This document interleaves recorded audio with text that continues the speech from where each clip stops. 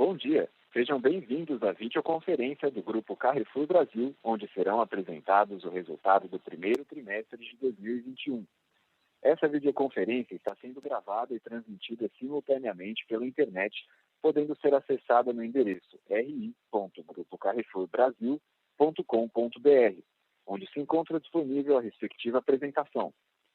Informamos que durante a apresentação, todos os participantes estarão apenas assistindo e em seguida iniciaremos a sessão de perguntas e respostas, onde vocês poderão fazer perguntas por telefone ou chat e quando maiores instruções serão fornecidas. Os slides serão controlados pelos participantes. Caso algum dos senhores necessite de assistência durante a videoconferência, queira, por favor, solicitar a ajuda de um operador digitando *0 do seu telefone. Iniciaremos respondendo as perguntas feitas por telefone e, havendo tempo, passaremos para as perguntas pelo chat. Caso não haja tempo de respondermos a todas as perguntas, responderemos depois por e-mail. Antes de prosseguir, esclareço que eventuais declarações feitas durante essa videoconferência sobre as perspectivas de negócio, projeções e metas operacionais e financeiras são meras previsões baseadas nas expectativas da administração em relação ao futuro da companhia. Essas expectativas são altamente dependentes das condições do mercado, do desempenho econômico geral do país, do setor e dos mercados em que a companhia atua. Portanto, estão sujeitas a mudanças. Agora, eu passo a palavra ao Sr. Noel Priot, diretor-presidente, que dará início à nossa videoconferência. Por favor, Sr. Priot, pode prosseguir. Muito obrigado. Bom dia a todos e todas. Obrigado por estarem conosco na divulgação dos resultados do primeiro trimestre de 2021. Aqui comigo está nosso CFO, Sébastien Durchon, e todos os heads de negócio. Começamos o ano com mais primeiro trimestre de forte desempenho, mesmo com todo o ambiente atípico e ainda impactado pela pandemia do Covid-19, nossos negócios performaram de maneira muito satisfatória. No atacado tivemos crescimento total de 16,5% e, mais uma vez, nosso modelo único mostra sua relevância. O ritmo da expansão, como vocês sabem, também está acelerando e deve adicionar no próximo trimestre de 10 a 12% de crescimento com a abertura de 45 novas lojas neste ano. O canal digital também vem crescendo no ritmo acelerando e apresentou aumento de 45%, uma base sequencial. O varejo, pelo quarto trimestre consecutivo, apresentou crescimento acima do mercado e, além disso, as diversas mudanças estruturais implementadas no modelo ao longo dos 2 anos geraram, digamos, 2,0 pontos percentuais de diluição de despesa com vendas gerais e administrativas no multiformato. Isso comprova, mais uma vez, nossa busca constante pela eficiência operacional e, com isso, o EBITDA ajustado teve um aumento de 24,5% em comparação com o primeiro trimestre de 2020, com ganho de 0,9 pontos percentuais de margem. O e-commerce também apresentou avanços relevantes. As vendas de alimento online cresceram 8 vezes em 2 anos, um número impressionante, e continuamos trabalhando para integrar cada vez mais nossos ativos fixos com nossos canais digitais e melhorar a experiência do cliente. Nosso banco continuou a tendência positiva e crescimento apresentada nos últimos trimestres, e só em março tive 30% de aumento no faturamento. Isso é uma boa notícia. O trimestre foi marcado pelo menor nível de over 90 da história, outra boa notícia. E o EBITDA, no critério Bacen local, teve um aumento de 40%. O Sébastien vai detalhar mais a operação no próximo slide. Por fim, quero destacar a nossa unidade de property, que recentemente lançou o projeto Pinheiros, o primeiro projeto. o primeiro dentro uma estratégia de melhoria, de aproveitamento de nossos ativos e que gerou 495 milhões em outras receitas não correntes no trimestre. Obrigado por estarem conosco hoje. Agora eu passo a palavra para o Sebastião, que vai detalhar mais os números. Obrigado, Noel, e bom dia a todas e todos. De forma geral, foi um trimestre de desempenho robusto e também de forte investimento no crescimento futuro dos nossos negócios. No slide 3, vou falar rapidamente dos números consolidados desse primeiro trimestre. Destacando, primeiro, as vendas brutas totais, que atingiram 18,1 bilhões de reais no trimestre, um aumento de 14,2% em comparação com o ano anterior, ou até de 15,1% se excluirmos a gasolina. Esse crescimento de vendas se deu em cima de uma base de comparação muito forte. Somando os 2 últimos anos, o nosso crescimento de vendas atingiu a taxa recorde de quase 30%. Em base like-for-like, tivemos um crescimento consolidado de 11,6% no primeiro trimestre de 2021, composto por 12,9% de crescimento like-for-like no Atacadão, que continua com sua estratégia comercial para a manutenção da competitividade e por mais um trimestre teve crescimento de 2 dígitos, e de 8,6% no varejo, que cresceu bastante acima do mercado, mais uma vez. Na comparação com 2020, os números sofreram bastante oscilação ao longo do trimestre, porém, nominalmente, as vendas permaneceram bastante estáveis ao longo do trimestre, evidenciando uma tendência de venda muito saudável. Se excluirmos da base de comparação o período de 14 a 31 de março, no qual, em 2020, tivemos o início da pandemia e, consequentemente, estocagem dos consumidores, os números like-for-like seriam ainda mais relevantes. 15,8% no consolidado, 17,7% no atacadão e 11,3% no varejo. O forte volume de vendas, somado à melhoria de eficiência operacional, nos leva a uma medida praticamente estável em comparação ao ano passado.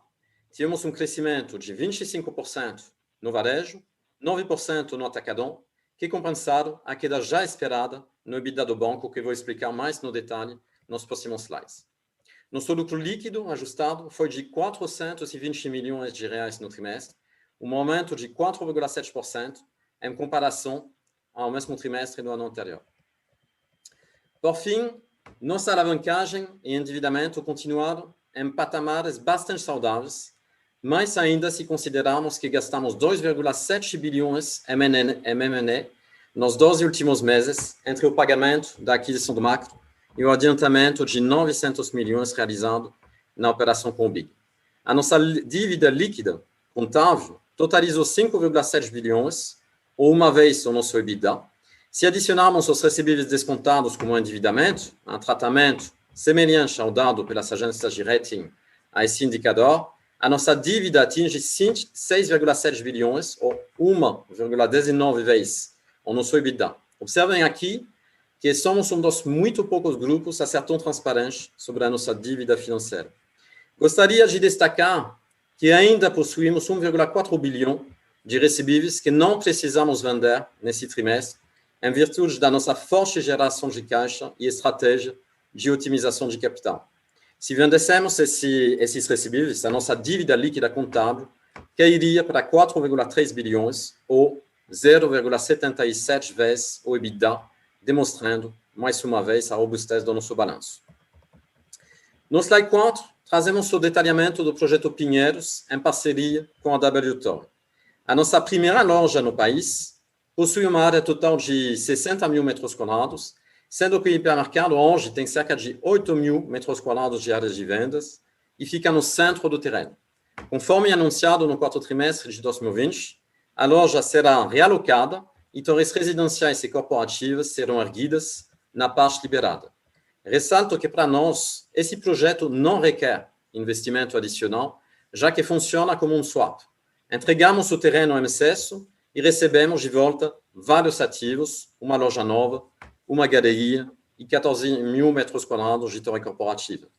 O projeto está agora lançado e, como efeito, reconhecemos no primeiro trimestre um ganho muito relevante de 495 milhões com a operação, referente ao valor de mercado dos ativos recebidos no swap.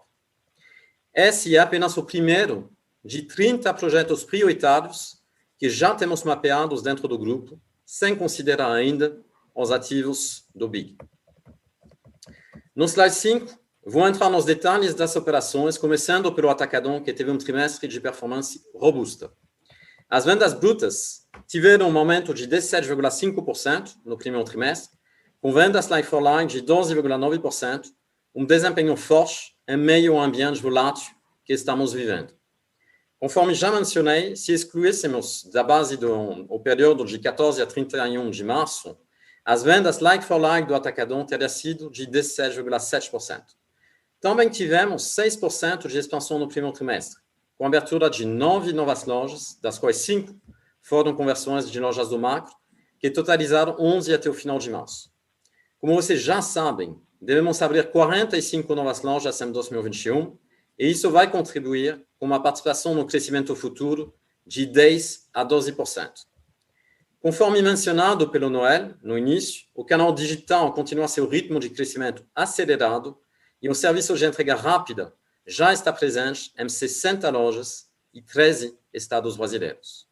Naturalmente, a forte aceleração do ritmo de expansão tem um impacto na margem bruta e no SG&A e flui para o resultado. O EBITDA ajustado no trimestre foi de 755 milhões, um aumento de 8,6% em comparação ao ano anterior, com margem de 6,6%. Gostaria de destacar que a margem EBITDA ajustada em base like-for-like, ou seja, desconsiderando as lojas abertas no período de 12 meses, foi de 7,2%, em linha ou até um pouquinho acima do ano anterior, confirmando que nossa rentabilidade continua a níveis bastante saudáveis. Excluindo o impacto da expansão, o EBITDA seria de 790 milhões, um crescimento de 13,6% contra 2020. Resumindo, abrimos 27 lojas nos 12 últimos meses, incluindo as 9 do primeiro trimestre de 2021, e iremos abrir mais 20 lojas no segundo trimestre desse ano. Esta aceleração muito forte pressiona um pouquinho o nosso resultado no curto prazo, mas irá, com certeza, acelerar o nosso crescimento nos próximos trimestres. No slide 6, trazemos mais detalhes sobre o desempenho do varejo, que continua crescendo muito acima do mercado no primeiro trimestre de 2021. As vendas like-for-like apresentaram um crescimento de 8,6% no período, número forte, especialmente se considerarmos a base de comparação do ano anterior, que trazia um efeito inicial da pandemia e que foi bastante intenso. Excluindo o período de 14 a 31 de março, o crescimento like-for-like foi de duplo dígito, atingindo 11,3%. A margem bruta atingiu 23,4%, uma leve desaceleração em relação a 2020, que já esperávamos por conta do novo programa de fidelidade do Carrefour, que, por outro lado, beneficiou a nossa receita e permitiu uma maior diluição de despesas, linha que apresentamos importantes conquistas novamente. Como já vínhamos falando desde o ano passado, algumas das iniciativas implementadas durante a pandemia representam melhoras estruturais para o varejo. Dessa forma, conseguimos reduzir nominalmente o total de gasto no primeiro trimestre, na comparação com o ano anterior, o que fez que a linha de SG&A atingisse 18,1% das vendas líquidas, 125 bips abaixo do observado em 2020. Se olharmos apenas o multiformato, em 2 anos conseguimos a expressiva melhora de 240 bips nesse indicador.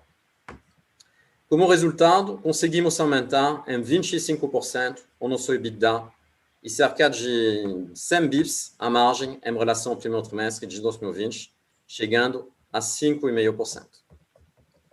No slide 7, sobre o digital, voltamos a ter crescimento no primeiro trimestre de 2021, após um quarto trimestre relativamente fraco por conta do cancelamento da nossa Black Friday. Como destaque do nosso aumento de 35% do GMV total, as vendas do e-commerce alimentar, dentro desse número, aumentaram 140% e continuaram ganhando representatividade. Seguimos evoluindo o nosso modelo de negócios, com maior digitalização e integração com ativos físicos, em busca da melhora da experiência para o cliente e rentabilidade para o negócio. Dentre nossas iniciativas, destacamos a sincronização com estoques das lojas, com maior eficiência logística, e entregas no mesmo dia, além de sinergias com vendedores eletrônicos. Somando alimentar e não alimentar, o nosso e-commerce teve um GMV total de 741 milhões no primeiro trimestre deste ano e de 3,5 bilhões nos 12 últimos meses. No slide 8, sobre o banco, quero destacar a tendência de crescimento do faturamento e da receita. Como já temos observado desde junho do ano passado, a retomada do nosso faturamento continua de forma acelerada, com 20% no primeiro trimestre de 2021 e até 30% no mês de março. Esse crescimento gradualmente se reflete em nossas receitas, que vêm evoluindo a cada trimestre e atingiram 5% na comparação sequencial, o que nos deixa extremamente confiantes para o futuro sobre o crescimento do faturamento se transformando gradualmente em aumento da receita. Outra boa notícia desse primeiro trimestre, os nossos índices de inadimplência, que comprovam a qualidade da nossa carteira, permaneceram em níveis muito baixos. Quanto ao VA30, permaneceu em um nível semelhante ao quarto trimestre de 2020, que já foi um trimestre abaixo dos períodos, inclusive pré-pandemia. O VA90 atingiu o menor nível da história do banco, chegando em 7,9%. Agora, quero entrar numa parte um pouco mais técnica. Peço desculpas antecipadamente por isso. E quero falar das nossas provisões, em particular sobre a ótica da norma contábil IFRS 9. De forma conceitual e resumida, enquanto o critério contábil utilizado pelo Bacen apresenta um provisionamento puramente baseado no hedging da carteira, o IFRS implica a constituição imediata de provisões de acordo com as perdas esperadas da carteira, mesmo para créditos com pagamentos em dia. Em outras palavras, o modelo IFRS 9 castiga mais o crescimento, já que ele requer lançar provisão em cima de qualquer recebível, vencido ou não, e também em cima dos limites de crédito ainda não utilizados pelos clientes. Assim, enquanto no Bacen os maiores impactos no resultado estão diretamente associados a uma maior inadimplência, no IFRS podemos observar um ciclo bem diferente, com um provisionamento maior no início e menor depois, conforme demonstrado no gráfico que está nesse slide 8. De forma ilustrativa, adicionamos no release desse trimestre um PNL resumido do banco, de acordo com os critérios do Banco Central. Como é possível observar, ao invés da queda observada no IFRS 9, o nosso EBITDA atingiu níveis recordes, crescendo 40% contra o ano passado. Esperamos uma normalização desta diferença nos próximos trimestres e um resultado IFRS maior à medida que a carteira nova, já bem provisionada, irá render mais receita. No slide 9, vou abordar os avanços que tivemos no trimestre na frente ESG. No que se refere à mudança climática e ao Act for Food, definimos as metas para o ano de 2021, que já estão evoluindo satisfatoriamente e vocês podem conferir o detalhe em nosso release. Quero dar um destaque especial esse trimestre para a frente de respeito e oportunidades para todos. Na luta contra o racismo estrutural, tivemos o primeiro fórum de fornecedores, parceiros e varejistas. Com a participação de mais de 16 mil empresas, discutimos amplamente o tema de diversidade racial e inserimos a nova cláusula antirracista nos contratos com fornecedores, que prevê rescisão do contrato e multa caso o fornecedor não a cumpra. Além disso, tivemos avanços nos 8 compromissos antirracistas que assumimos, com 20 dos 47 projetos divulgados já completos e que podem ser acessados no site novamosesquecer.com.br. Na frente de diversidade e inclusão, tivemos a revisão da política e o lançamento da cartilha de diversidade e inclusão, além do lançamento do programa de aceleração de carreira para grupos minorizados. Por meio dessas e de tantas outras ações, continuamos trabalhando para construir uma sociedade mais igualitária e que gere oportunidades para todas e todos.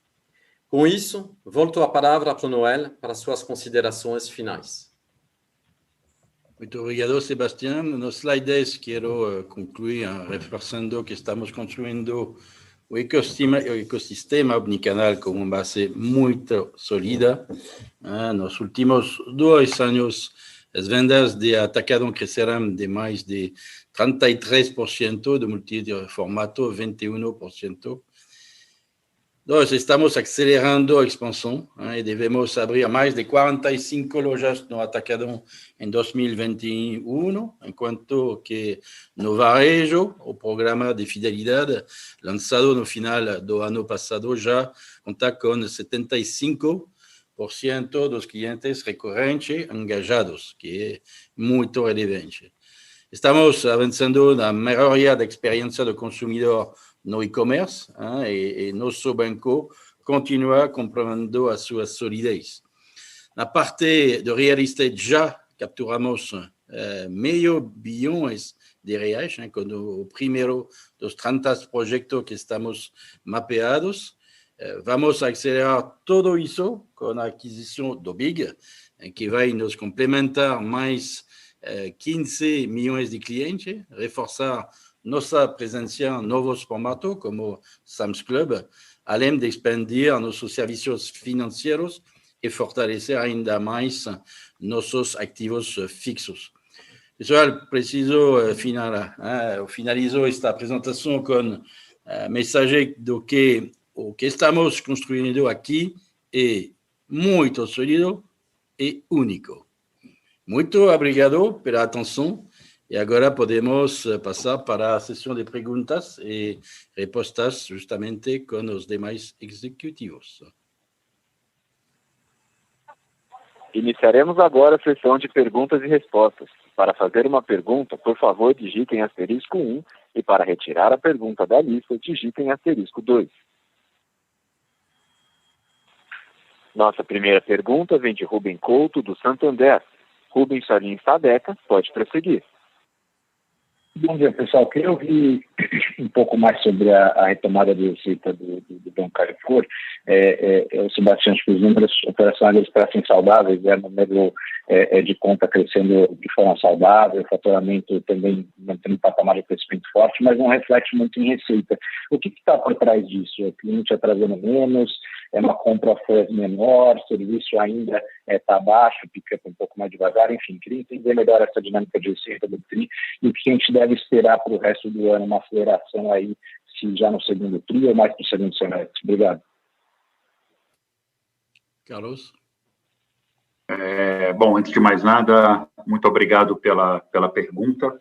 Na hora que a gente olha, compara o Q1 com o Q4 sob a perspectiva das receitas, a gente tem um avanço que ele está só de 5%, conforme vocês devem ter visto na apresentação, mas esse avanço, sob o ponto de vista estrutural, ele é bem mais relevante, porque no quarto trimestre acontece uma receita extraordinária todos os anos, que são os FIIs de bandeira. Então, na hora que a gente expurga esse efeito que deixa o quarto trimestre não comparável com o primeiro, você tem um avanço muito material já das receitas trimestre contra trimestre.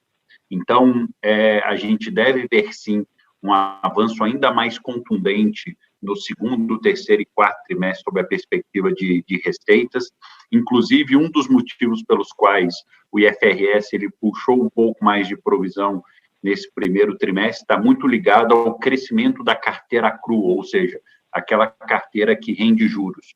Do quarto trimestre para o fechamento do primeiro trimestre, a gente teve algo como 450 milhões de reais a mais de carteira CRU, e essa carteira ela é provisionada no nível mais alto do que a carteira que não rende juros, né? O parcelado sem juros, o próprio rotativo de cartão, enfim. Então, a perspectiva é, sim, de uma recuperação mais acentuada das receitas, e a gente vai conseguir ver isso nos trimestres subsequentes. E esse número do primeiro trimestre, ele tem um avanço, mas ele está mascarado por essa receita adicional que a gente tem todo o quarto trimestre, que ela é apurada todo dezembro. Por isso, se vocês separarem sempre o quarto trimestre do banco, ele é um trimestre de receitas mais fortes, porque ele tem esse one-timer associado aos FIIs de bandeira. Não sei se eu respondi integralmente a tua pergunta, mas é essa a perspectiva que a gente tem para os próximos trimestres sobre a perspectiva de receita. Já ajuda bastante, Mauro, mas quanto que é esse efeito? Vocês conseguem abrir para a gente?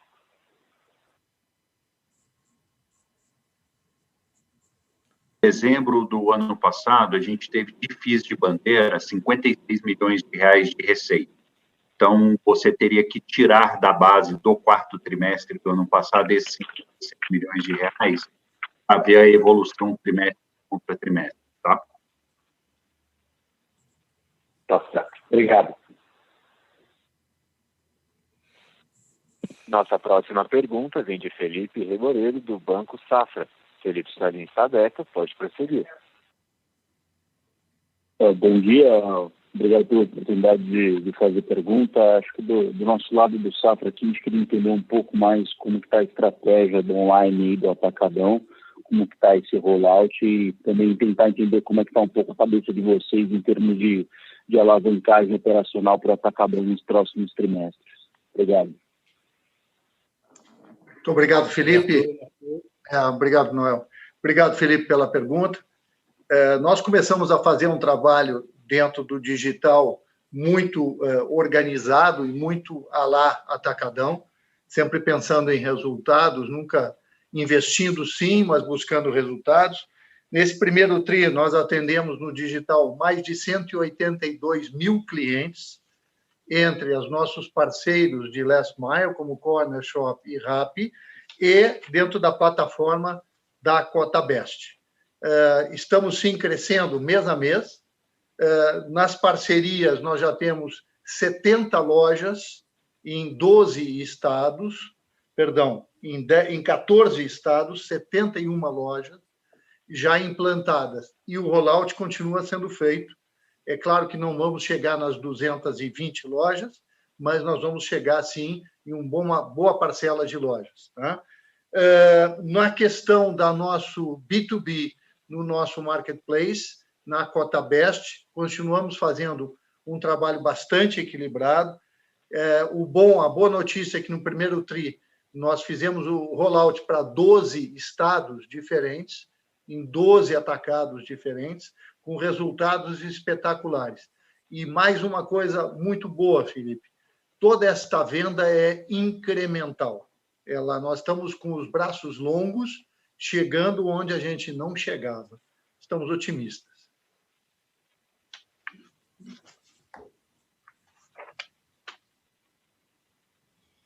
Espero ter respondido a tua questão.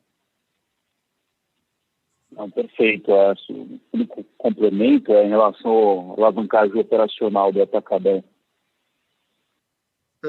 Não existe alavancagem operacional no atacadão.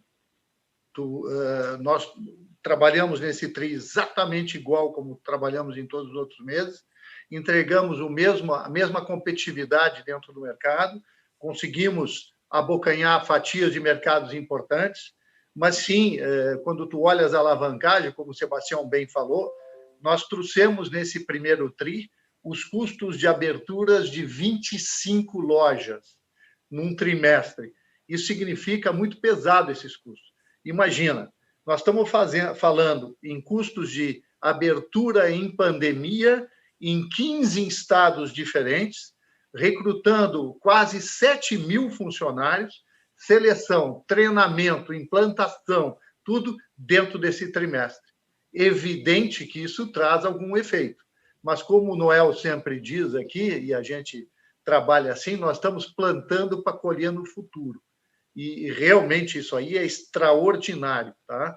E eu te digo, mais de 20 anos, 22 anos de atacadão, me entusiasma ver 45 lojas no ano e me entusiasma ver num TRI abrir 9 lojas.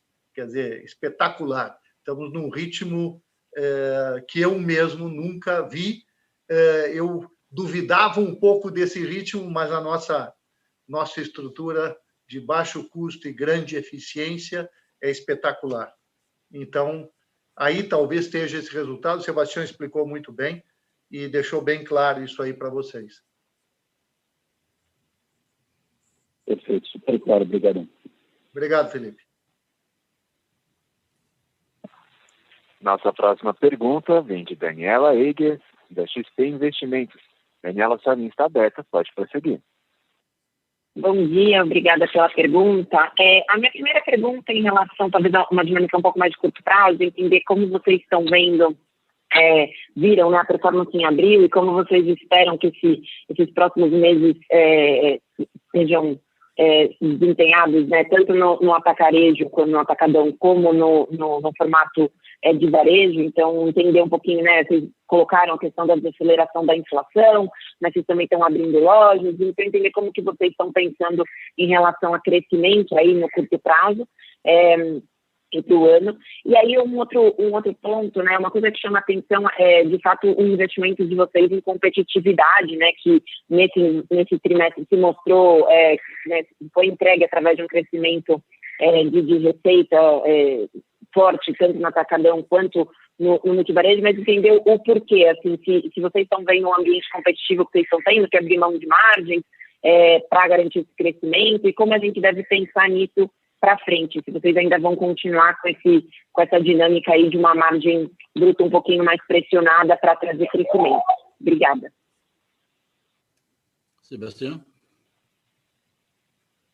Olha, Daniela, sobre abril, temos uma tendência de vendas bem parecida. Vale a pena lembrar que do ponto de vista da variação com o ano anterior, o mês de abril do ano passado, 2020, não foi um mês muito fácil para nós. Que em 2020 cancelamos, no último minuto, o aniversário dia A do Atacadão. Então, abril foi um mês de baixo crescimento no ano passado. Esse ano, o mês de abril veio na linha do primeiro trimestre. Então, o que nós tentamos mostrar naquele gráfico que nós pusemos no release também. Acho que esse ano todo vamos ter que conviver na comparação com o ano anterior com um pouco de volatilidade, porque tem meses nos quais a gente vai se comparar com picos de venda do início, dos momentos da pandemia do ano passado. De novo, olhando a venda nominal, a gente não vê, não tem visto desaceleração na tendência de venda. Continuamos com uma tendência bem parecida. Sobre os investimentos em competitividade, olha, entendi a sua percepção. Se você comparar, em particular no Atacadão, a margem bruta ano contra ano, tem de verdade uma redução. Não foi, na nossa visão, não foi um destaque desse trimestre. É uma estratégia que a gente vem implementando desde o ano passado no Atacadão. Nós fizemos esse esforço. E se você analisar a margem sequencialmente, a margem do primeiro trimestre no Atacadão ela veio em linha com a margem do quarto trimestre. Então, é a nossa visão. A gente não gosta de mudanças brutais para cima, para baixo, na precificação. Então, nós tomamos essa decisão no ano passado de melhorar a competitividade de preço ainda mais no Atacadão. Continuamos com essa estratégia. Não tem mudança contra o quarto trimestre. No varejo, há uma história um pouco diferente. Há uma diluição pequena da taxa de margem bruta que vem do programa de fidelidade. Absolutamente esperado esse efeito. Aqui tem que olhar a estratégia toda, o jogo todo. Esse programa de fidelidade ele aumenta muito o share of wallet com os clientes mais fiéis à bandeira. Então, somando tudo, temos aumento de vendas, pouquinho de redução da taxa de margem e uma redução brutal nos custos. De novo, no varejo, em 2 anos, com o programa nos 7 últimos meses, com as demais iniciativas que nós tomamos no passado, nós conseguimos reduzir os custos da G&A do varejo de 2,4 pontos percentuais. Ou seja, nós reduzimos mais de 10% a nossa estrutura de custos. E isso, na nossa visão, um ganho estrutural tem a ver com o resultado esperado e real, agora dá para ver no PNL, das estratégias implantadas. Sebastião, se tu me permites complementar a pergunta da Daniela com relação à inflação, né? Realmente, a gente viu, a partir, se comparar esse ano com o ano passado, nós vimos que o ano passado, nesse primeiro TRI, iniciou o processo de volatilidade das commodities, principalmente. É claro que esse ambiente desafiador agora para frente é comparar isso. Outra coisa, o Atacadão é uma empresa que vai garantir sempre o everyday low price, o melhor preço do mercado como vantagem competitiva, mas o mercado é vivo. Então, nós vamos atuar sempre ganhando o mais possível dentro de um mercado. E esse mercado e o Atacadão são vasos comunicantes. Se nós tivermos oportunidade de fazer mais, nós vamos fazer. Mas se tu olhares hoje, já é visível a queda mês a mês da inflação, principalmente nas commodities, que é um fator preponderante na cesta hoje, não só no Atacadão, mas de um mercado como um todo, porque nós estamos vendo um mercado sofrido. Então, a gente está vendo queda mês a mês das commodities e, evidentemente, isso também tira algumas oportunidades de atuar como trader, que é a nossa especialidade, vamos dizer assim, no mercado. Também, Roberto, ao mesmo tempo, claro. menor inflação e mais poder aquisitivo para o cliente. Positivo. Isso é muito bom para trocar e mudar o mix. Hein? Donc, isso que é interessante cada vez. Hein? Está super claro. Muito obrigada. Nossa próxima pergunta vem de Helena Vilares, do Itaú. Helena, sua linha está aberta, pode prosseguir. Obrigada.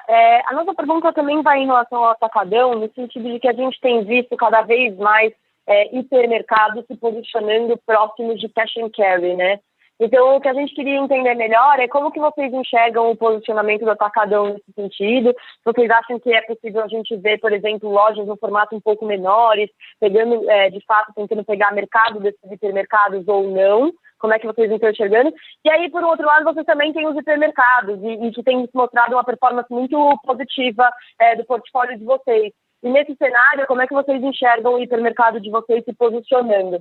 Essa é a primeira pergunta. E a segunda pergunta, só em relação a esse último ponto que vocês comentaram agora, da inflação de alimentos, da commodities, para mim, enfim, não ficou muito claro, e eu não sei se tem a ver ou não, mas a gente vê a performance do same-store sales, apesar de muito positiva ao longo de 2020, no primeiro TRI 21, ainda um pouco abaixo da inflação de alimentos. Então, não sei se tem a ver com o que você falou agora e eu não entendi, mas só para tentar deixar um pouco mais claro esse ponto da inflação de alimentos sem história, também seria interessante. Obrigada. Sobre a inflação de alimentos, alimentantes como todo, a commodity é um pouco diferente, ela funcionou um pouco diferente, né, dentro para nós. E ela é importante, ela vai entre 15% e 17% da nossa venda. Então, o mercado se comunica muito com esse tipo de atividade. Com relação à competitividade, falando do Atacadão, talvez depois o Luiz vai falar um pouco sobre o hipermercado, tinha uma propaganda antigamente de um remédio que parecia ser remédio, mas não era, chamado Denorex. Então, eu vou dizer para vocês, não é só preciso parecer, tem que ser. O Atacadão tem uma estrutura de custo completamente diferenciada. Fazer esse trabalho, tendo essa eficiência de custo e repassando para o consumidor, é o que nos garante ter o melhor preço de mercado. Eu acredito que sim, competitividade faz parte do dia a dia. Nós não trabalhamos com high and low, nós temos sempre o preço flat, mas o melhor preço do mercado. Então, vamos ter competitividade de outros modelos? Vamos. O próprio cash and carry vai ter essa competitividade. O que é melhor para nós, porque faz a gente ficar mais esperto e tem que ser mais eficiente. Né? Acho que é muito importante isso, hein? Porque é muita comunicação. O que nós sabemos, Helena, é que as cadeias que tratam de fazer isso, o resultado é um fracasso total. Mas muito mais que você pode imaginar. Donc já em 2 meses já mudaram de novo no mesmo discurso e temos que esperar 2 meses mais para voltar a algo. Donc não nos interessa isso. Não nos interessa estar não solamente perdendo clientes, queimando dinheiro, e o resultado é um fracasso brutal. Então, é exatamente o que nos dá como informação Roberto. Se você quer ser um atacarejo, tem que fazer um atacarejo. Um hipermercado e um hipermercado que seja fazer o mesmo que o atacarejo e um hipermercado que vai diretamente ao cemitério. É muito brutal isso. Não há outra opção. Então, nós temos políticas claras. O hipermercado está ganhando cota de mercado porque está abrindo realmente mercados que correspondem também às tendências do cliente, com um sortimento bem feito para responder a isso, e bons preços também, com marca própria e cesta básica que iniciamos, e Atacadão é o melhor do mundo. Então, não há problema entre os dois. Não tenho nenhum medo de nada, ao contrário.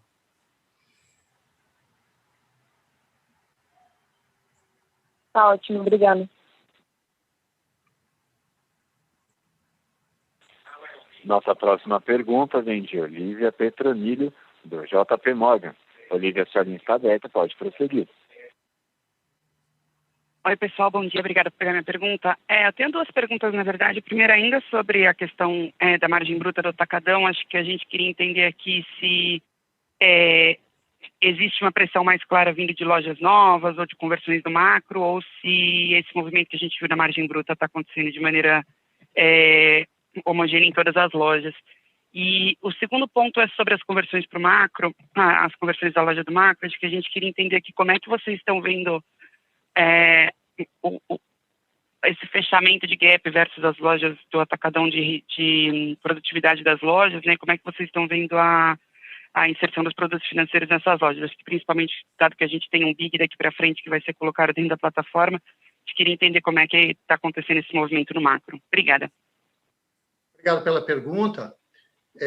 Eu vou voltar um pouco em 2008 para responder a tua questão. Nós tínhamos 34 lojas em 2008 e fizemos 12 lojas. 34 fazer 12, evidente que tem um impacto. Quando tu abres uma loja, tu tem que afreguesar o cliente, como a gente diz. Tem que chamar o cliente, ser interessante para o cliente, ser bonito para o cliente. Isso é normal. Como nós abrimos 9 lojas no primeiro TRI, estamos trabalhando com 25 nos custos, mas 9 nós abrimos, é evidente que essas 9, embora elas estejam dentro de um cluster, elas vão ter algum investimento para chamar o cliente, para freguesar o cliente. E isso aí também te faz. Isso não quer dizer que tu vai investir em margem. É só que o volume de aberturas, e isso o Sebastião colocou muito bem, ele é importante, ele é 14% do nosso parque de loja. Então, é evidente que isso vai dar. Sobre as transformações do macro, eu só tenho boas notícias para dar. Nós terminamos de fazer todas as implantações e transformações do macro em 6 meses, enquanto o plano inicial era de 1 ano. Esse foi o desafio do time. E a boa notícia para vocês é que, realmente, nós tínhamos razão quando adquirimos essas 29, 30 lojas do macro. São pontos excelentes. O Noel frisou naquela época que nós adquirimos os pontos comerciais, que com a bandeira do Atacadão nós íamos fazer a venda. A venda está acontecendo, o ramp-up da loja é bom, porque o ponto já estava caracterizado pelos clientes, os clientes já sabiam o caminho do ponto, e hoje não tem mais lá um macro, tem um Atacadão na sua proposta de trabalho, e está crescendo barbaramente. E hoje nós estávamos comentando, o nosso break-even point está ali na frente. Ali na frente, quando eu digo, eu estou vendo aqui loguinho, o break-even. Então, já dá para enxergar ele e é perfeito isso, porque as lojas estão em cluster que a gente já tem a precificação feita. Então, isso aí vai trazer rentabilidade, sim, para esse ano. Perfeito, Mutic. Obrigada. Nada. Um complemento Desculpa, é que tinha um complemento com relação ao avanço de serviços financeiros sobre a expansão do Atacadão. Eu só queria fazer um último ponto aqui. No caso de macro, é como se fosse um crescimento orgânico do Atacadão. O banco ele acompanha a abertura das lojas, toda loja que abre tem o time do cartão atacadão, então isso é mais uma fronteira de crescimento para o banco no que diz respeito a faturamento adicional, no que diz respeito a clientes novos, e obviamente o fato da marca Atacadão ela estar mais presente pelo fato de a gente ter um footprint físico maior, também reflete nos números da aquisição digital, que promove uma aceleração maior também do portfólio Atacadão. Não é à toa que o Mauad ficou meu grande amigo esses meses.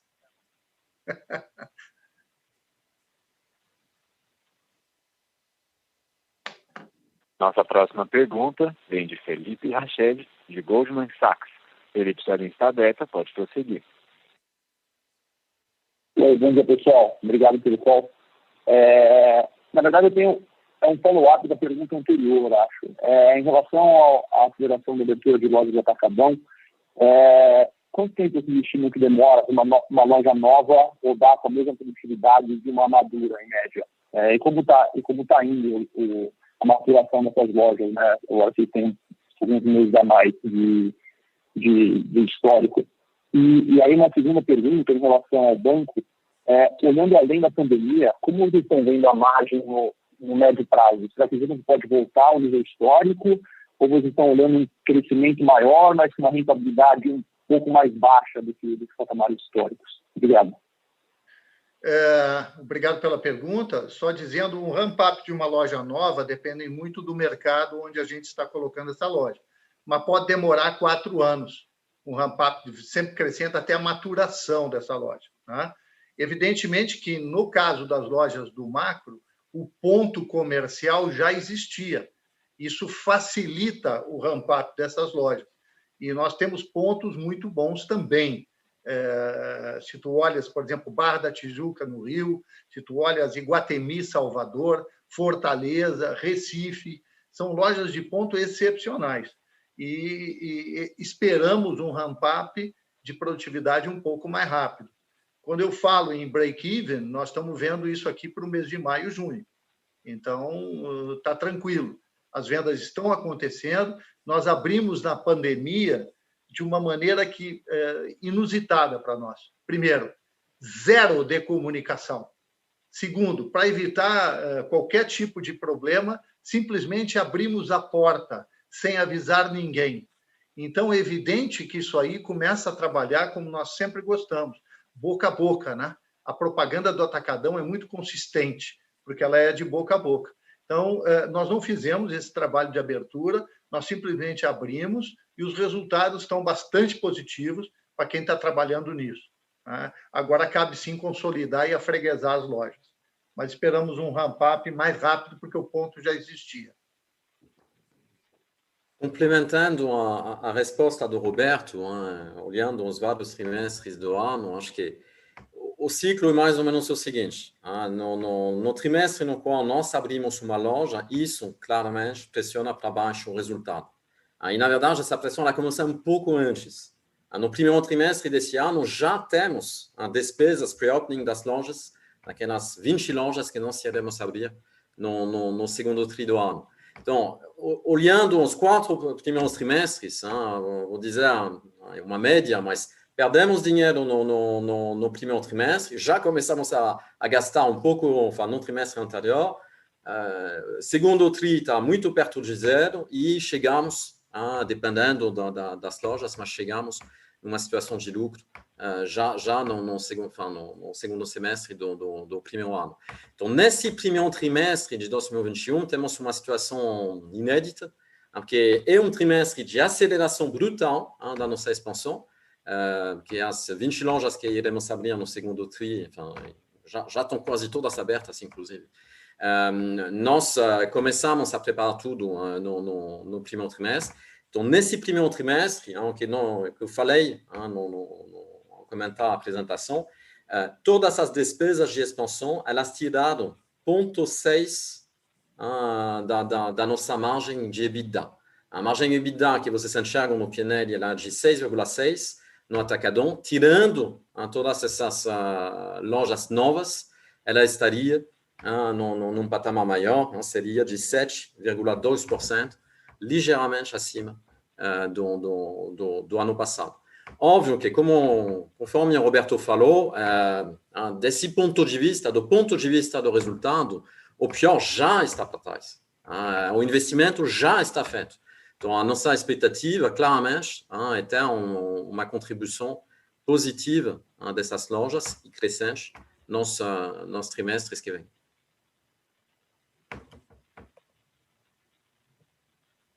Com relação à rentabilidade do banco, foi o finalzinho da pergunta, a gente vem numa recuperação muito importante dos volumes da carteira accrual, que obviamente, principalmente durante o segundo semestre do ano passado, a gente perdeu bastante volume por baixa propensão a financiamento, né?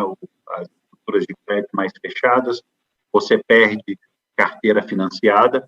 Então, isso, sob a perspectiva de volume, ela vem voltando numa taxa média um pouco mais baixa, mas que era um movimento que o banco já vinha executando desde 2019 em tirar o cliente das linhas emergenciais, colocar o cliente nas linhas mais bem planejadas. Então, o parcelamento de fatura, ao invés do crédito rotativo, o empréstimo pessoal também ganhando bastante força desde o início do ano. Então, a tendência é que a gente tenha cada vez mais volume sob a perspectiva de carteira accrual e, obviamente, a gente tenha taxas médias um pouco mais baixas. Isso não significa um spread de crédito mais baixo, porque você também tem uma performance de crédito melhor associado a esses produtos planejados. Então, recuperação dos volumes, taxa média um pouco mais baixa, spread de crédito constante. Boa, muito claro. Muito obrigado, pessoal. Nossa próxima pergunta vem de Robert Ford, do Bank of America. Robert, sua linha está aberta, pode prosseguir. Bom dia a todos e obrigado por ter a minha pergunta. Roberto, no gráfico de crescimento das vendas digitais do Atacadão, parece que o crescimento está tornando-se vertical. Eu sei que é cedo, mas como você está pensando sobre o negócio PF? É um volume novo ou incremental? E onde você vê as taxas de penetração estabilizando, por favor? Robert, eu não entendi. O teu som está muito ruim, mas eu não entendi direito a tua pergunta sobre o Roberto, digital. Ele quer saber aonde que você vê as taxas de penetração estabilizando e se esse volume que está vindo via digital é incremental. E quanto mais que você vê essa penetração aumentando e novos volumes vindo. Perfeito, Robert. Muito obrigado pela tua pergunta, bom te ouvir. Realmente é incremental, 100% incremental. O que aconteceu com o digital para nós, o que está acontecendo, é que o braço começou a ficar mais longo. Nós temos outro caminho para chegar em novos clientes. E isto, sim, nós recém-implantamos agora, em março, em 12 atacados puros do Atacadão, no WW. O resultado é excepcional. É interessante ver que estados do Nordeste usam o braço digital, né? Quando tu olha Alagoas usando o digital, isso aí é uma novidade positiva para nós, porque talvez o pessoal não tenha tempo de chegar até o Atacadão e o caminho mais curto é pelo digital. E nós funcionamos muito de uma maneira especial fazendo a campanha do digital. Tem espaço para crescer? Tem. Ele vai ajudar dentro do processo. Sim. Tem espaço para crescer no delivery também do Last Mile com os nossos parceiros? Nós estamos vendo que sim, e que existe um trabalho. E isso aí é incremental. Então, para nós, por isso o nosso investimento em estratégia de pensamento, de vendo como a gente vai ajustar esses processos, que tecnologia nós estamos usando. Nós estamos com a plataforma da Cotabest trabalhando muito bem conosco. Então, acredito, sou otimista nisso aí. Tá? Eu nem acreditava que a coisa fosse tão rápida, tá? Mas foi bom, está sendo muito bom. Tem espaço para prosperar, sim. Espero ter te respondido, Robert. Sim, Roberto, muito obrigado. Mas, somente para aclarar, o negócio do CPF também é incremental. Se a venda é essa do digital é incremental, é. É incremental. O que tem que se mostrar é que são clientes... Digital com os CPFs, com as pessoas físicas. Com as pessoas físicas, acredito que sim, sem dúvida. Aí tu consegue ver pelos parceiros o mix da cesta que essas pessoas estão adquirindo, ela tem maior valor agregado.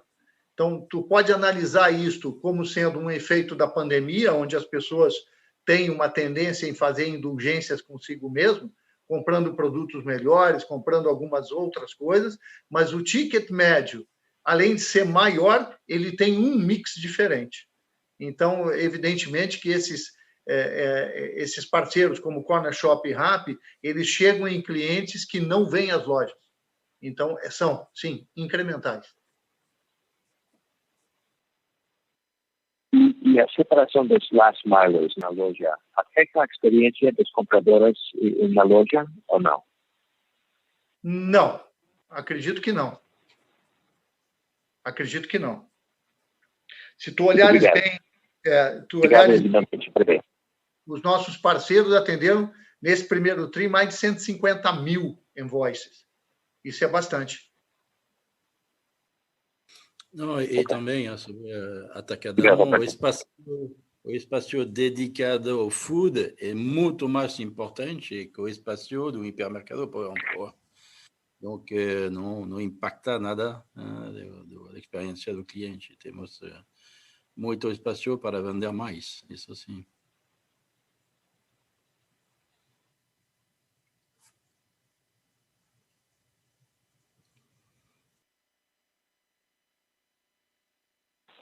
Nossa próxima pergunta vem de Richard Cathcart, do Bradesco. Richard, sua linha está aberta, pode prosseguir. Bom dia, pessoal. Queria fazer uma pergunta sobre o e-commerce alimentar no varejo, porque a gente vê as vendas do e-commerce alimentar do last mile, Rappi, Commerce Shop, etc., continuam indo muito bem e está até acima do pico durante a pandemia no ano passado. Mas eu acho que a venda feita pelo Carrefour, pelo site, me parece que, enfim, não cresceu tanto no ano passado. Então, queria só entender qual que é a leitura de vocês sobre essa preferência do consumidor. Parece que é mais favorável para Rappi, Corner Shop, etc., do que para a própria operação do Carrefour. E se vocês acham que precisa ter algum tipo de ajuste nessa oferta para o consumidor. Obrigado. Muito obrigado, Richard, pela pregunta. Nos hallamos que los dos canales son complementarios, seja nuestras parcerías con los last milers, seja nuestro e-commerce propio alimentar. Sí estamos haciendo algunas mudanzas en nuestro modelo de e-commerce propio. Hasta ahora nos operábamos en 12 ubicaciones que nos llamamos side stores y nuestro plano de aquí a final de año es habilitar también 64 lojas de hipermercado para estar ainda más perto de nuestros clientes, con radios de deliveries más cortos y ainda con mayor eficiencia de despensas.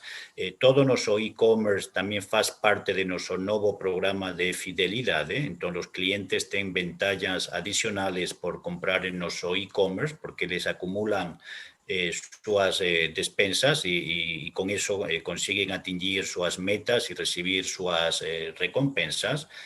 Nos ya tenemos por volta de 500.000 clientes mensales atingiendo sus metas de compra, y de esos clientes hay una boa parte de ellos, que son un 18%, que son clientes do e-commerce. Entonces, es la conexión en todo nuestro ecosistema, la digitalización de nuestro cliente, lo que va a hacer ainda más atrayente nuestro modelo propio, que sí de facto está inserido dentro de ese modelo de fidelidad, de loyalty. Entonces, con el rollout de esas 64 lojas, nos vamos a tener coberturas geográficas adicionales con nuestro e-commerce propio, que no teníamos por enquanto, pero radio de actuación de las 12 ubicaciones de side store que operábamos hasta ahora. Y también estamos adquiriendo un nuevo software para o picking em loja mesmo, que vai fazer nossa operação bem mais eficiente. Esse novo software de picking em loja permite várias coisas. A primeira delas é que permite a preparação de até 6 pedidos em simultâneo, com a mesma ruta do picker dentro da loja. Também vai ter inserido um algoritmo de substituição de produto, caso que seja necessário e caso de que o cliente aceite uma substituição automática de produto quando isso aconteça. Y también va a tener un módulo para conectarse con el last mile, sea propio o sea uberizado. Entonces, básicamente, vamos a continuar acelerando nuestro e-commerce propio con más ubicaciones, más perto del cliente, con más eficiencia y con modelos híbridos de delivery de last mile. Muito obrigado. Perfeito. Obrigado, Luiz. E se eu puder só fazer um follow-up do Roberto sobre a margem bruta de atacadão, eu acho que em resposta para uma outra pergunta, você mencionou que tem um pouco de esforço de, enfim, talvez promocional, não é a palavra certa, mas pelo fato de vocês estão abrindo tantas novas lojas, tem que ter um esforço inicial. Então, eu só queria entender se, enfim, eu entendi isso corretamente, e se você puder quantificar, talvez, quanto que é esse esforço promocional na margem bruta desse trimestre, por conta dessas novas lojas. Obrigado. Realmente não é esforço promocional. O Sebastião explicou bem direitinho que, tirando o efeito da expansão, nós teríamos chegado a números melhores do que o primeiro tri do ano passado. Evidentemente, nós estamos fazendo, e isso foi dito, que a gente está investindo no futuro. E nós carregamos o investimento de 25 lojas novas nesse primeiro tri. É esse. Não tem efeito de margem. Não tem realmente. Outra coisa que tem que se ver é esse aspecto da inflação, que também altera um pouco o mix, e o aspecto da volatilidade, principalmente das commodities, que começou no primeiro tri do ano passado, né? Que isso causa um efeito, mas não é investimento em margem, não. Roberto, é verdade que cada vez que temos uma apertura, por supuesto que depende da reação dos competidores, temos que investir até atrair cliente e voltar a uma margem normal, mas isso faz parte do modelo comercial. Não é novo, todos os anos fazemos o mesmo. Aqui abrimos mais lojas, então isso, por supuesto, impacta um pouco mais, mas o fundamental são muito bons, a mesma margem, digamos, comparável, e boa expectativa, porque as aperturas digamos, darão rapidamente resultado adicional, e isso vai ser muito bom em todos os meses e trimestre que vem. Isso que é interessante. Bom, obrigado, Roberto.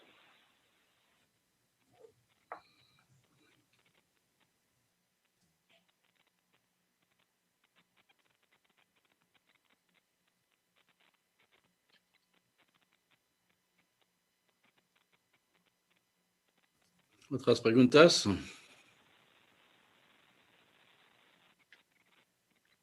Do we have more questions?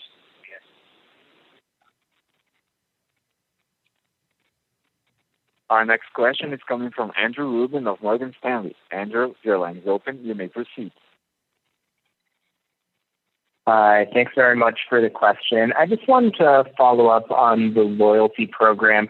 Can you please provide more detail on the areas of cost associated with the new initiatives and how you're judging the success on the revenue and engagement side versus the prior program? I know you discussed a bit before, but more detail would be very helpful. Thank you. Muito obrigado, Andrew, pela pergunta. Primeiro, nós lançamos este novo programa faz agora 6 meses, a início de novembro. El intuito de ese programa es conectar todo o ecosistema Carrefour, como ya falei, nossas lojas físicas, nosso e-commerce, nosos postos, nossas droguerías y también nosso banco Carrefour. De facto, 40% dos clientes que están participando en este programa de loyalty son clientes que también son cartonistas do banco Carrefour. Tivemos ya 2,7 millones de clientes cadastrados en estos primeros 6 meses y, como falei, ya tenemos por volta de 500,000 clientes mensales que atingen su tercera meta. Cada cliente tiene 3 metas individuales de despensa, ya tenemos 500,000 clientes mensales que atingen esa primera meta. Esa tercera meta. El nivel de investimento está en patamares de entre 50 y 75 bips de margen, más la banca de ventas que gera, ustedes pueden reparar veojeando cuál es nuestro diferencial en crecimiento like for like versus o mercado. No TRI, por ejemplo, nos tuvimos 700 bips de diferencial de crecimiento de like for like versus mercado, y boa parte de eso tiene que ver, está atrelado a ese movimiento, a ese programa que no solamente permite incrementar el share of wallet de nuestros clientes, que continúa incrementando en patamares de 20 a 30% de share of wallet, más que permite también simplificar radicalmente nuestra operación. Los 240 bips que nos ganamos de despensa operacional en los últimos 2 años o 130 bips en los últimos 12 meses, tienen que ver también con ese modelo de simplificación. No estamos ya haciendo marketing en medios masivos. Todo lo que hacemos es direccionado, es digital y es personalizado. Entonces, eso hace parte también del modelo completo de este programa. En cuanto a la troca o los resgates de premios, cuando el cliente atinge sus metas, consigue unas moedas que le puede después resgatar por premios. No primero TRI, en los meses de enero, febrero, marzo, tuvimos más de 800,000 resgates do premio, que es un buen indicativo do programa, porque cada vez que un cliente resgata un premio, vira un cliente bien más engallado. Y como faló Noel, el 75% de nuestros clientes engallados son ya participantes de este programa. Ainda hallamos que tenemos mucha mayor oportunidad. También es un fato que el cliente que visita más de un formato, más de un canal de nuestro ecosistema, vira ainda mucho más engallado, que era parte do propósito de este programa, que era de facto conectar e incentivar al cliente a acumular sus despensas en todo nuestro ecosistema. Muy obrigado.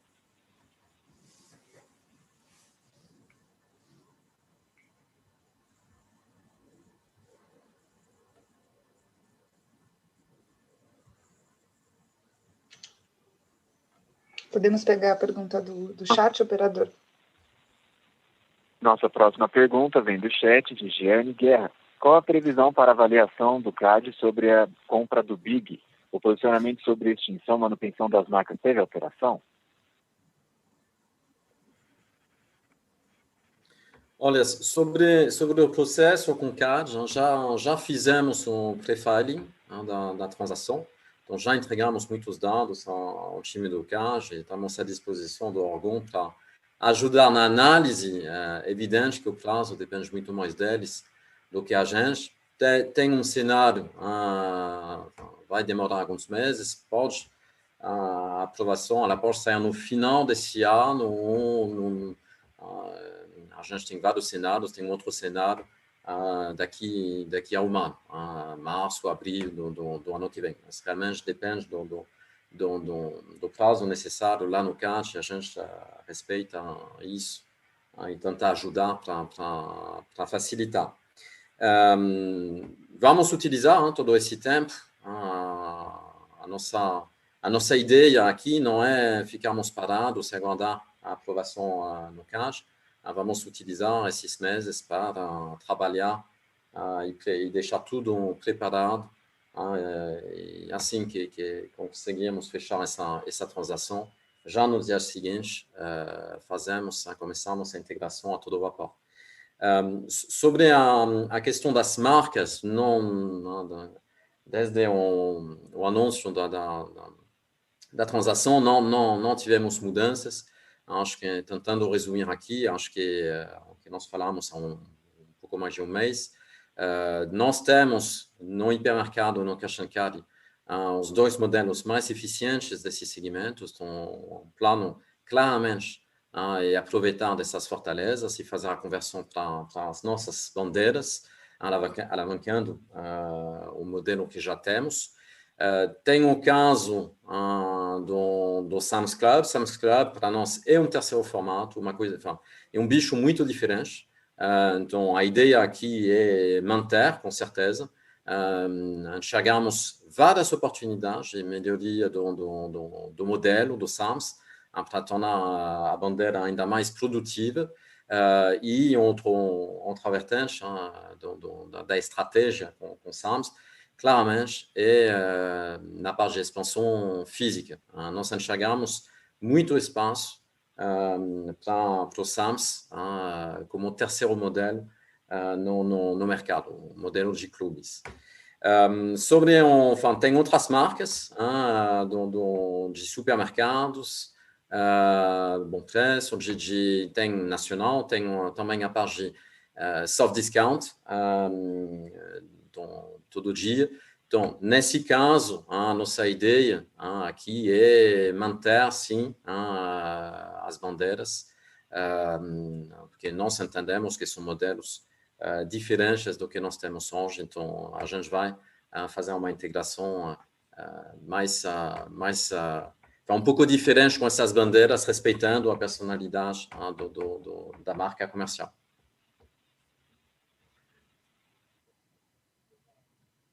Nossa próxima pergunta do chat vem de Marcelo Dias de Lacerda.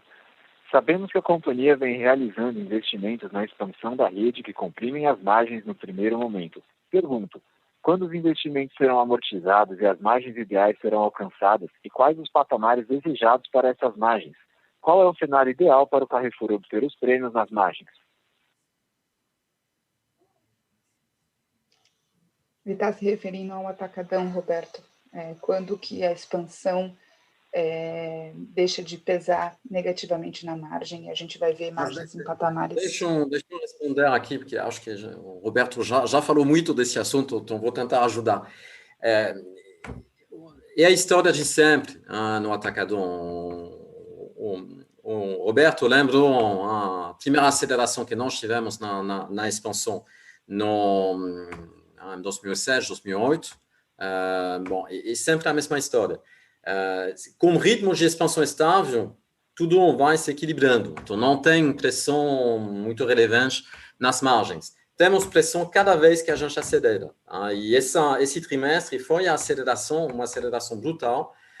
Só para fazer mais uma comparação aqui, somando o primeiro tri desse ano, segundo tri desse ano, vamos abrir 30 lojas quase.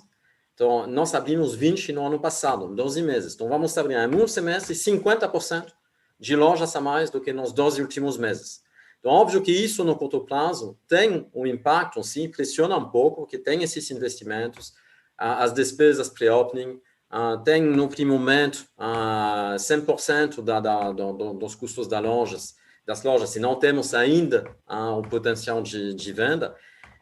O que nós falamos, para nós, isso, o retorno é muito alto. As lojas que nós compramos do Macro, por exemplo, vou pegar as primeiras aberturas, nós abrimos 6 lojas no mês de dezembro do ano passado já. Várias delas já deram lucro no primeiro trimestre desse ano. Então, de verdade, é um ramp-up bastante rápido, conforme o Roberto falou. Então, a margem, a margem EBITDA, ela vai voltar. É por isso que nós, para evidenciar isso melhor, que nós fizemos essa conta de tirar 100% do impacto da expansão, mostra uma margem um pouco acima do ano anterior. Com o ramp-up da expansão, vamos voltar para essa margem nos próximos trimestres e nós enxergamos potencial adicional com essas novas lojas, em particular as lojas compradas do Macro. E mais que tudo, Sebastião, porque tem que entender isso. Macro, quando compramos Macro, eram as lojas fechadas. Então, é exatamente o mesmo que uma nova loja. que será completamente diferente com Big, que aqui são lojas abertas. Okay? A loja aberta já aporta lucro. Na loja fechada, você tem que investir a início, preparar a apertura, abrir a loja e depois, por supuesto, rapidamente, porque o modelo de atacadão é muito eficaz, ganhamos dinheiro. Mas isso que tem que entender. E como as lojas fechadas, por supuesto, e são incomparáveis às novas lojas. Mas uma vez que você tem um ritmo, um pouco o que queremos fazer, se você abre 40 lojas por ano, você não tem impacto, zero. Porque já você tem este custo de um lado e do outro, não, que é incomparável. E cada vez que você quer aumentar, 10 a 20, 20 a 40, é um custo adicional, mas rapidamente, depois você ganha dinheiro. Então, acho que era uma boa ideia, com Roberto, Marco, tomamos decisão de acelerar, porque estava previsto fazê-lo, digamos, sobre o ano, e nós consideramos que não, que tínhamos que fazê-lo já, porque era bom momento, incluído com ligeiro impacto, mas o impacto que temos no primeiro trimestre e o resultado depois. Isso que é interessante entender, que era realmente bom momento para fazer isso e nos dá uma curva de experiência espetacular para o futuro. Porque nunca Carrefour fez isso. Nunca. Não há um país no mundo que abriu 40 lojas em um ano. É a primeira vez que alguém faz isso com lojas novas, te digo. É muito relevante e realmente comunicaremos sobre os resultados de macro, mas os resultados são muito bons. Noel, se me permite complementar, é engraçado isso, porque, na verdade, desde 2007, quando a gente está, vamos dizer assim, com os analistas vendo esse tipo de coisa, sempre nos cobraram, mas, ok, o mercado existe, por que não investe no mercado, por que não vai? Aí, eu aqui na cadeira do gestor, quando sento aqui e olho o que nós estamos fazendo, a maravilha que nós estamos fazendo, e existe uma preocupação sobre um peanuts, 0, alguma coisa, que tu está botando 40 lojas. Nós estamos investindo no futuro, e é espetacular o que foi feito em 6 meses. E agora vem o Big. Cada vez que é bom explicar isso, porque não vamos parar de acelerar, você tem que entender isso. Cada vez, cada 2 ou 3 anos, temos que mudar também o número de lojas. Foi 10, 20, 40, e não vamos parar lá. Com a aquisição de Big, por supuesto. Então, cada vez é para gerar mais resultado a médio prazo. E médio é dentro do ano, nós estamos falando de um futuro que é muito importante entender este modelo, porque mais você tem aceleração com um modelo, por supuesto, rentável, como nós temos, mas isso vai gerar resultado em alguns meses. Estamos falando de meses, não de anos. Isso que é interessante. E mais... E cada vez, e o ecossistema que entender. Mais vamos acelerar no atacarejo, mais vamos acelerar no banco. Então, você tem que imaginar o que tudo isso vai aportar como resultado rapidamente. Perfeito. E mais uma coisa, né, Noel? Falaste bem. Isso foi um laboratório para o que vem pela frente. O que nós conseguimos fazer em 6 meses... Era importante para nós. Digamos, ter já uma organização capaz de transformar lojas rapidamente abertas, lojas abertas, mas sabemos fazê-lo também, e aportar rapidamente resultado também e profitabilidade.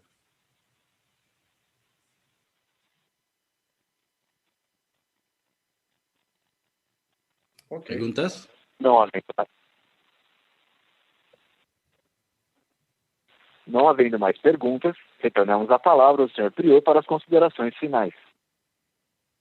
Realmente muito obrigado. Acho que foi, uma vez mais, um trimestre muito interessante. Como explicamos, estamos construindo um ecossistema com base muito sólida, estamos acelerando acelerando a expansão com 45 lojas, acelerando com a compra de Big, acelerando com o programa de fidelidade, que já tem 70% de clientes recorrentes engajados, acelerando o banco, incluído se a norma IFRS dá pequeno impacto ao primeiro trimestre, tudo isso é bom para os trimestres que está por venir. Então, isso estamos, digamos, dentro bom ritmo, que nos permite, digamos, ser líder deste mercado, e mais vamos ver gap entre nós e o segundo, e acho que tudo isso é bom para o futuro. Muito obrigado e até breve. Tchau.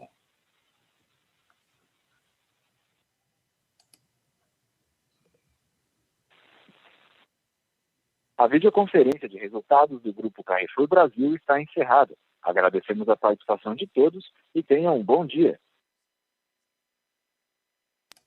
Muito obrigado. Tchau.